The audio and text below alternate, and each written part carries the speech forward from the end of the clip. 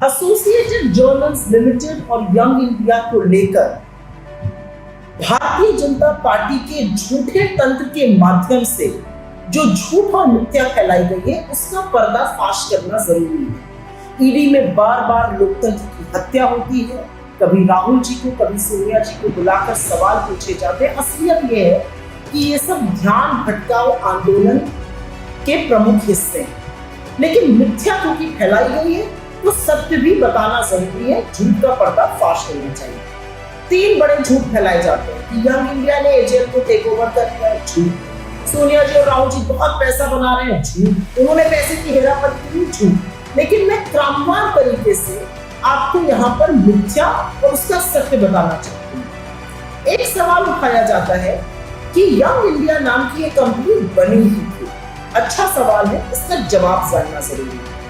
Associated journals limited एक ऐसी company थी, एक ऐसा अखबार निकालती थी नेशनल हेराल्ड, जिसका जन्म जवाहरलाल नेहरू जी, रफी अहमद किदवई जी, पुरुषोत्तम दास टंडन जी ऐसे आजादी के शूरवीरों के कारण हुआ था। और ये इसलिए हुआ था क्योंकि आजादी के आंदोलन के वक्त हमारी आवाज को दिखाने का काम कोई भी अखबार नहीं कर रहा था और यही जरिया बना था। इसको ब्रिटिश हुकूमत ने बैन भी किया था।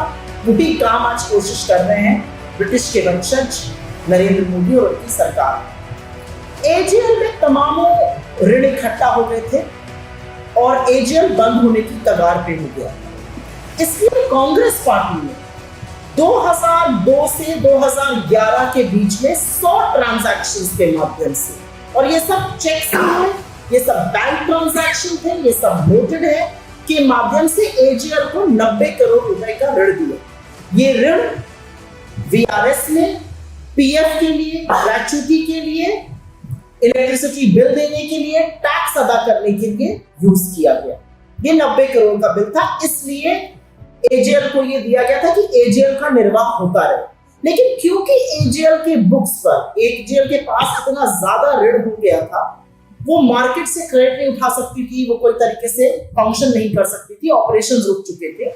इसलिए एजेएल के ऋण को, एजेएल के डेट को इक्विटी में ट्रांसफर करके एक नई कंपनी यंग इंडिया में ट्रांसफर कर दिया गया। ऐसा करना सामान्य है। टाटा स्टील ने भी थोड़े दिनों पहले भूषण स्टील खरीदा है। सरकार की एनसीएलटी ने खुद भूषण स्टील के ऋण को इक्विटी में ट्रांसफर करके इसको संभव किया है। ये और अब ये दूसरा मिथ है कि यंग इंडिया ने टेक ओवर कर दिया। नहीं, यंग इंडिया के पास एजेएल का ऋण जो इक्विटी में कन्वर्ट होकर गया वो गया, उसके 4 शेयर होल्डर थे। वो 4 शेयर होल्डर कांग्रेस के अध्यक्ष, कांग्रेस के जनरल सेक्रेटरी राहुल गांधी जी, तत्कालीन general secretary organisation Oscar Fernandes ji और तत्कालीन उस टाइम के treasurer Motilal Vora ji. Young India section 25, जो पुराना कंपनीज एक्ट होता था उसका सेक्शन 25, जो नया कंपनीज एक्ट है उसका सेक्शन 8 की एक कंपनी है। ये समझना जरूरी है क्योंकि यहीं से मिथ्या शुरू होती है। सेक्शन 25 की कंपनी में एक भी पैसे का मुनाफा, डिविडेंड, सैलरी, रेम्यूनरेशन कुछ भी शेयर होल्डर को नहीं मिल सकता। एजेएल के करीब 700 शेयर होल्डर थे, उन सब ने अपनी सहमति दी जो प्रेजेंट और वोटिंग थे। उसके बाद ही ये डेट ऋण में ट्रांसफर हुआ और यंग इंडिया के भी एजेएल का एक और शेयर होल्डर बन गया। अब ये बात इसलिए समझनी जरूरी है क्योंकि राहुल गांधी जी और सोनिया गांधी जी शेयर होल्डर जरूर हैं, लेकिन उनके पास यंग इंडिया से एक भी पैसा नहीं आ सकता क्योंकि वो सेक्शन 25 की कंपनी है। कल को अगर यंग इंडिया बंद भी होती है, वो पैसा राहुल जी और सोनिया जी को नहीं जा सकता है, वो सेक्शन 25 की ही एक कंपनी को जाएगा। ट्रस्ट तरह की चीज है। तो जो झूठ बोलते हैं उनसे एक ही सवाल पूछना चाहिए कि अगर पैसे का गबन ही करना था तो सेक्शन 25 की कंपनी खोल के हम करेंगे। मूर्खता की बात। अब एक इंपॉर्टेंट बात यहाँ पर कहनी जरूरी है, और ये बात इसलिए जरूरी है क्योंकि ये फैलाया जाता है कि यंग इंडिया ने टेक ओवर कर दिया। बिल्कुल नहीं टेक ओवर किया। जो एजेएल के एसेट्स हैं, जो एजेएल की प्रॉपर्टी है, वो आज भी एसोसिएटेड जर्नल्स लिमिटेड की है। जो उनकी बिल्डिंग से अगर कोई रेंट आता है, कोई इनकम आती है, उसको एजेएल इस्तेमाल करता है, वो यंग इंडिया के पास नहीं जाती है। तो यंग इंडिया के पास ना जाना सबसे बड़ा मिथ बस्टर है। एक और यहाँ पे मिथ तोड़ना जरूरी है। मान लीजिए इनकी इस बात को हम मान भी ले कि हमने एसेट ट्रांसफर कर दिया। अगर मेरा एसेट आपको ट्रांसफर होगा तो कहीं पर तो खसरा खतौनी म्यूटेशन कुछ होगा। ऐसा कुछ भी एजीएल से यंग इंडियन में नहीं हुआ और यंग इंडियन से किसी भी शेयर होल्डर में नहीं हुआ। तो कोई एसेट ट्रांसफर नहीं हुआ है। एजीएल की प्रॉपर्टीज इसकी है, एजीएल की इनकम इसकी है। एक और मिथ फैलाया जाता है और ये मिथ का बस्टिंग करनी जरूरी है।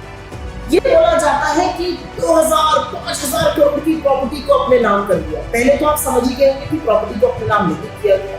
दूसरा, ये 5000 का फिगर आता कहां से? क्योंकि इनकम टैक्स के अपने रिटन रिकॉर्ड्स में एजीएल की कुल प्रॉपर्टी 359 करोड़ की है।